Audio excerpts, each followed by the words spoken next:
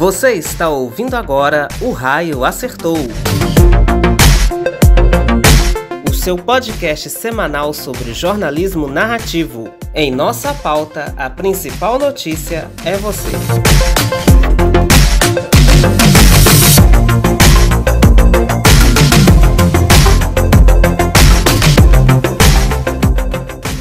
Estamos de volta com mais um episódio de O Raio Acertou. A gente ainda continua na seara dos filmes de terror, das histórias de horror, daquilo que nos assusta, nos amedronta, mas também, o número das grandes produções aí que estão acontecendo este ano. Eu acho que a gente nunca esteve tão bem servido no mês de Halloween, de um ano tão bem servido de inúmeras produções sobre o terror. Ainda temos aí a volta da família Addams com a série da Wednesday, da Wandinha, que vai ser lançada aí em breve. Então a gente não consegue fugir muito desse assunto. Eu sou Johnny Afonso, criador e apresentador aqui do Raio Acertou, e vamos nessa em mais um bate-papo com a gente. Bora lá?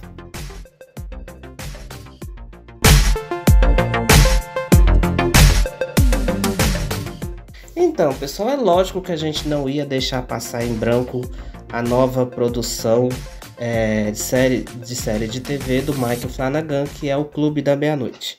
A adaptação das obras das páginas de Christopher Pike, que apresenta uma nova obra de terror que traz como narrativa um grupo de jovens que estão em situação de câncer terminal, de doença terminal, e eles são meio que internados ou hospedados numa clínica afastada da cidade, num lugar mais calmo, e ali eles vivem os seus últimos dias.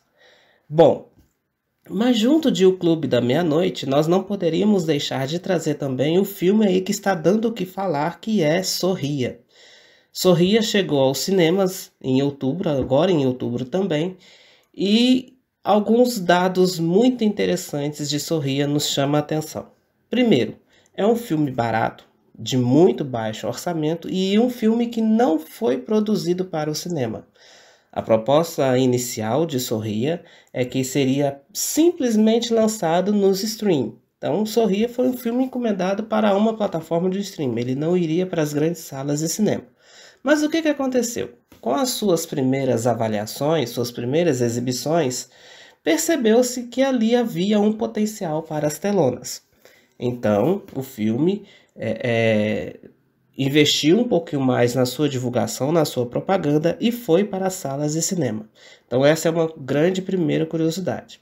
A segunda é que o seu diretor, o Parker Finn, é um diretor que também é novato no ramo. Andei pesquisando o seu nome, a sua filmografia, e eu não o conheço, não conheço nada do que ele fez. Não parece-me que Sorria pode ser assim o grande despontar da sua carreira cinematográfica. Então, Finn tá aí, é um jovem cineasta que pode se lançar nessa seara do filme de terror. E terceiro, Sorria, ele termina, esse primeiro filme lançado agora, ele termina com um grande potencial e uma promessa do início de uma franquia.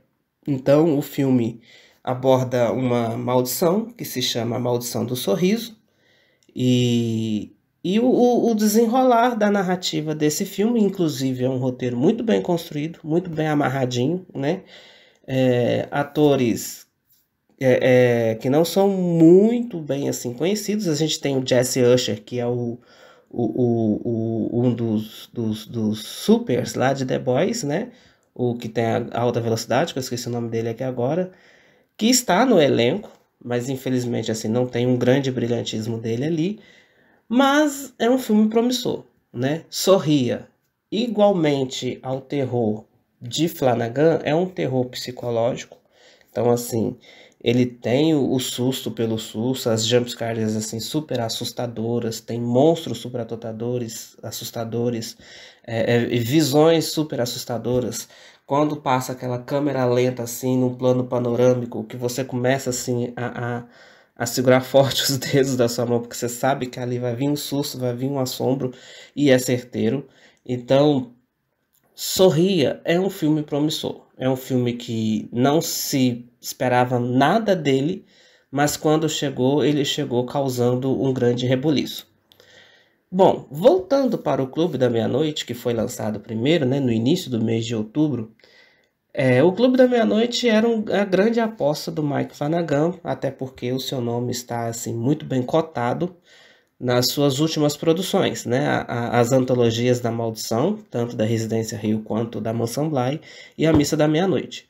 São 3 obras incríveis, são 3 trabalhos excepcionais, adaptações espetaculares, uma história muito bem construída.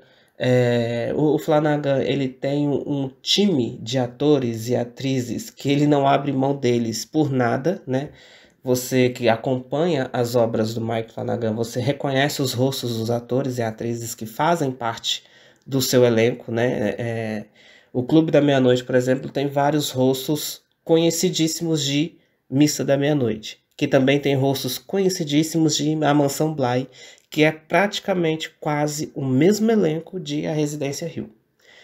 E por que eu junto essas 2 obras no mesmo episódio? Porque as 2 trabalham o terror de forma muito similares. Os 2 trabalham um terror que se é construído na nossa vida, no nosso dia a dia, né? Os 2 terrores, tanto de Sorria quanto o Clube da Meia-Noite, trabalha com questões humanas de difíceis compreensão. Em Sorria, você vê que o terror ali é construído sobre uma narrativa que envolve inúmeros suicídios, que é uma forma de morrer não humana, vamos dizer assim, né? Não é uma forma gratuita de se pedir a morte, né? A morte praticamente ela é desafiada nesse quesito. É como se você dissesse assim, ela não decide que dia que eu vou, eu mesmo decido por mim. É doído, né? É assustador falar essas coisas. E em O Clube da Meia-Noite, a morte ela é meio que uma visita que está para chegar a qualquer momento sem te avisar. E o Flanagan trabalha em O Clube da Meia-Noite com a personificação da morte, não como uma entidade perpétua, não como uma entidade pessoa, persona, mas a morte ela é o principal personagem em toda a narrativa que se constrói em O Clube da Meia-Noite. Infelizmente, às vezes também por conta do grande hype que a gente estava construindo com a chegada de O Clube da Meia-Noite, parece-me que a obra não atendeu a todas as expectativas que a gente esperava. É uma obra mais tímida de Flanagan. Traz abordagens super sufocantes sobre a temática. Você se sente mais uma vez sem ar quando ela termina, né? Você tem aquela sensação de que o ar foge dos seus pulmões e você não consegue respirar. Mas é uma adaptação mais calma, mais serena, difícil de engatar. Tem alguns problemas, infelizmente, com o roteiro. Tem alguns problemas com os protagonistas, né? Parece que o Flanagan ele não consegue identificar quem que seria o protagonista da história. Em O Clube da Meia-Noite, nós acompanhamos uma jovem adolescente, por volta dos seus 15, 16 anos, que é a Ilonka, protagonizada pela Iman Benson, que na escola ela passa um mal e descobre que tem um câncer de tireoide, né? E é um câncer terminal. E depois disso, depois que ela descobre a sequência dos próximos 10 episódios, são 10 episódios da primeira temporada, a sequência dos episódios é de Ilonka tentando lidar com essa difícil trajetória de que a sua vida pode acabar a qualquer momento. A Ilonka descobre essa espécie de casa de acolhimento de jovens que estão na mesma situação que ela, e ela pede para ir para lá. Nessa casa, ela e os outros jovens que estão lá hospedados começam a se reunir todas as noites, à meia-noite, por isso o Clube da Meia-Noite, onde eles contam histórias de terror, né? Essa é a premissa de O Clube da Meia-Noite. Infelizmente, essa premissa não se sustenta por muito tempo. E aí a gente percebe no 10º episódio que a história não termina ali. Então o Flanagan ele deixa em aberto as questões. Inclusive, ele mesmo tweetou nas redes sociais, logo depois que a série foi lançada, tweetou dizendo que todas as respostas cujas perguntas ele abriu na primeira temporada, há a promessa de responder na segunda temporada. Mas a gente não sabe se essa segunda temporada vai acontecer.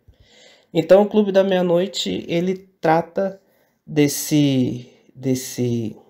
temática que é difícil de lidar, é difícil de abordar, da mesma forma que Sorria, que trata de uma temática mais complicada ainda, né?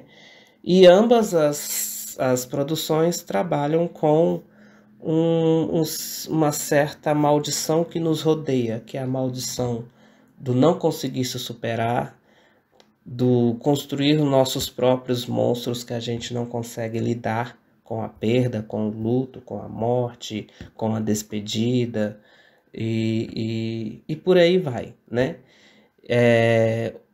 O terror de Flanagan, ele é um terror assim, é um terror encharcado de humanidade, sabe? Quando falta o bom senso, impera no ser humano uma forma de sobrevivência mais letal. Ele é capaz de fazer qualquer coisa para sobreviver, né?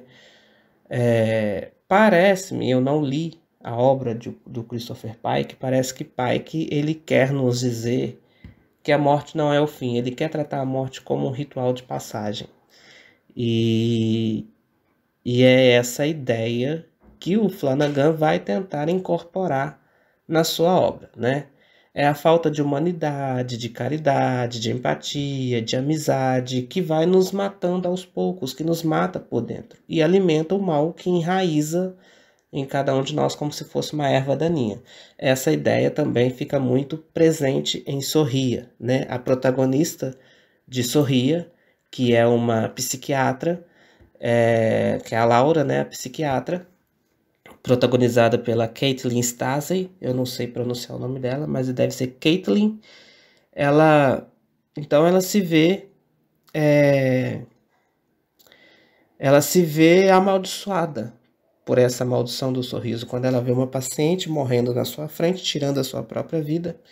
E aí ela começa a investigar os casos anteriores e descobre que o suicídio é uma linha condutora em todos os eventos que as pessoas morreram. Até ela descobrir que uma pessoa não morreu, mas foi presa, mas aí ela descobre que também pode se pagar um preço muito caro por isso.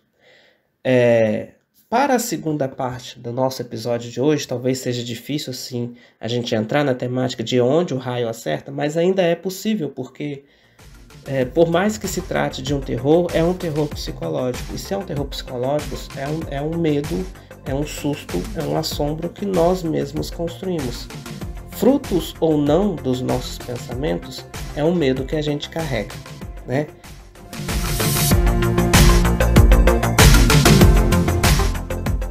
Um fato que é muito curioso da gente mencionar quando se trata de obras de terror, como eu disse anteriormente, neste ano a gente nunca esteve tão bem servido de produções de terror, né? Durante o mês de Halloween, que inclusive começou antes. A gente teve lançamentos em setembro e vai ter lançamentos em novembro, né? Então, assim, são tantas obras, tantas produções de terror, de horror, que elas não couberam num único mês de outubro, né? Que é o mês temático para isso, vamos dizer assim.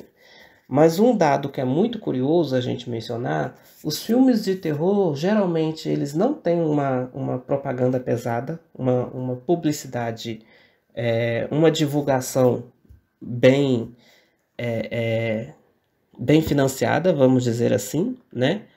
Mas quando o terror chega aos cinemas, sobretudo, e dados nos revelam isso, sobretudo aos cinemas brasileiros, quando filmes de terror ou obras do audiovisual de terror chegam às telas, elas são as que mais lucram com o público. São as mais lucrativas. Então, quer dizer, o público assiste e assiste muito e de bom grado às obras de terror. Se a gente pode se perguntar hoje aonde falta humanidade na temática do episódio de hoje, talvez isso seja um aceno, um dado que possa nos ajudar a responder isso. Por que as histórias de medo, por que as histórias de terror, de susto, essas histórias que nos deixam tensos, né? Histórias até horríveis assim de se assistir, gera tanto apreço, chama, cativa o público assim com tanta intensidade, né?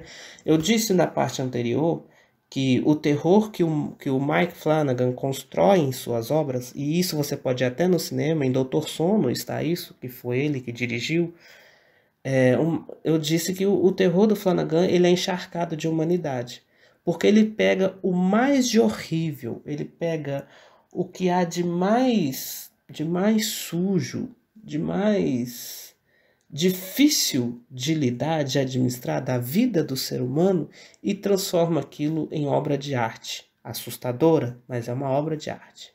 Então o terror do Flanagan é um terror que tem coração. É um terror que tem emoção, que tem espírito criativo, que te emociona, te faz chorar. O Clube da Meia-Noite eu terminei em prantos, porque é uma história de superação muito difícil, né? Entre o grupo dos jovens que está lá internados nessa espécie de clínica, um dos jovens que eu mais me identifiquei foi o Spencer, que é protagonizado pelo William Shatner. O Spencer tem HIV, então imagina um jovem lá para a década de 50, mais ou menos, a década em que a AIDS era o grande monstro da sociedade, né? Que além de ter HIV, ele é gay, é homoafetivo, e ele é simplesmente excluído da sua família. Os seus pais, sobretudo a sua mãe, em nome de uma tradição religiosa, em nome de um Deus religioso, eles preferiram escolher o caminho da religião do que a acolhida do filho gay com AIDS. Na visão dele, sobretudo na visão da mãe, o Spencer era aquele que não era mais digno de ser filho de Deus. Ele traiu seu Deus, ele traiu sua fé, traiu a sua religião, né? Isso é muito duro, isso é muito cruel, né?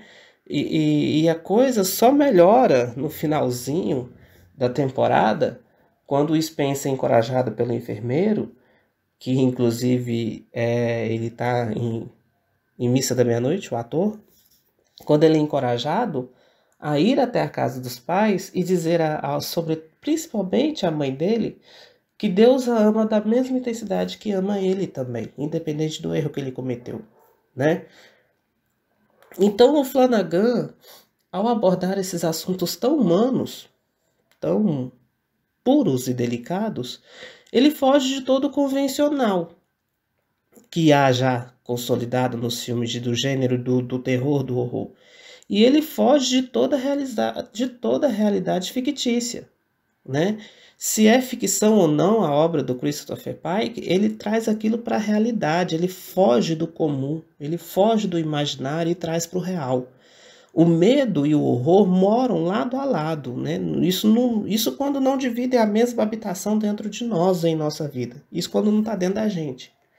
Então, assim, Flanagan, usando de abordagens sempre muito sensatas, muito reais, ele traz a produção para dentro de nós, para dentro da nossa casa, e faz a gente pensar sobre as nossas ações, as nossas atitudes e sobre aquilo que mais nos causa medo, mais nos causa horror. Infelizmente, o ritmo de O Clube da Meia-Noite, sobretudo nessa temporada, infelizmente é um ritmo que não atraiu, que não que baixou um pouco a expectativa do público. Mas a gente espera que a série ganhe um desfecho, ganhe uma segunda temporada e ele possa encerrar essa história, esse capítulo que ele abriu. Tá?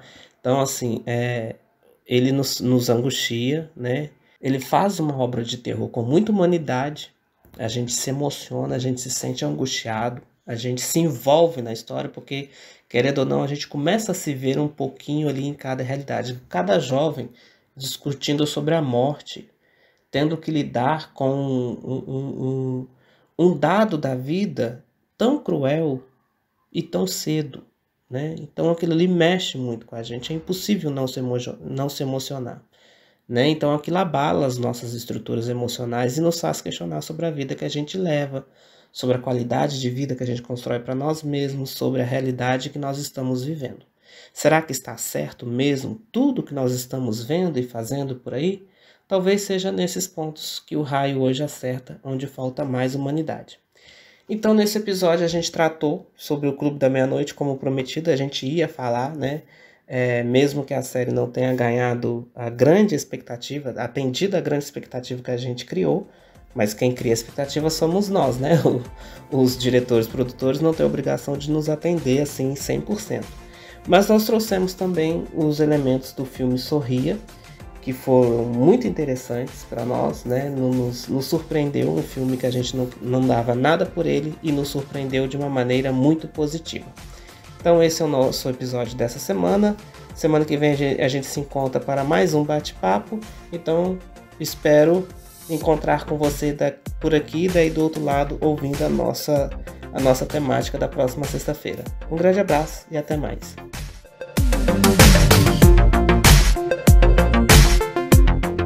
Ouça o podcast O Raio Acertou nas principais plataformas digitais e se inscreva em nosso canal no YouTube para acompanhar os nossos novos episódios toda semana.